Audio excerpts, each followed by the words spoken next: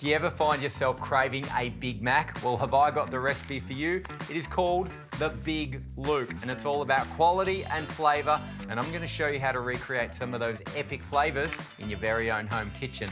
And it all starts with a fantastic, good quality source of Aussie beef. This has no preservatives, no colours, no flavours. It's gluten-free with no added MSG. This is the premium extra lean beef you want to be cooking with. What you want to do is you want to take it out of the pack and give it a really good squish between your fingers. This will give you that perfect takeaway style burger patty that's charred on the outside and tender in the middle. My pan's nice and hot and the beef has been pressed nice and thin, so these will not take too long at all. The meat has cooked up like an absolute treat. It's juicy, it's tender, it's flavoursome. I'm in love.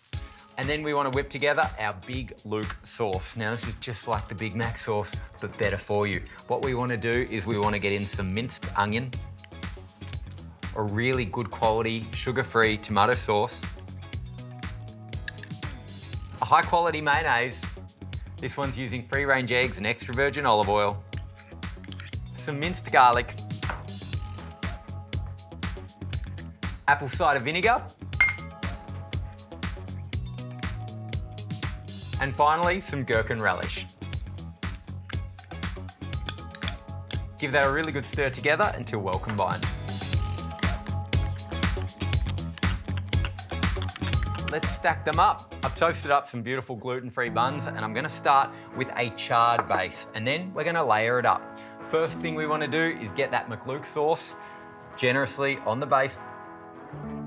So much flavour right there. Get it all the way to the edges. Fantastic. And then we're going to go with some finely chopped onion. That's it. Be quite generous there. Some shredded iceberg lettuce.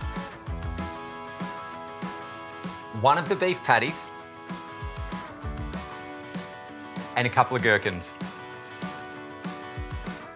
I've never understood people who pull these out of their burgers. They're the best part. And don't forget that the traditional version of this recipe actually has some bread in the middle too. So give that a little bit of a press and then we're going to repeat that process. More of that amazing sauce, onion, more of that iceberg, adds a lovely freshness to this burger. The beef,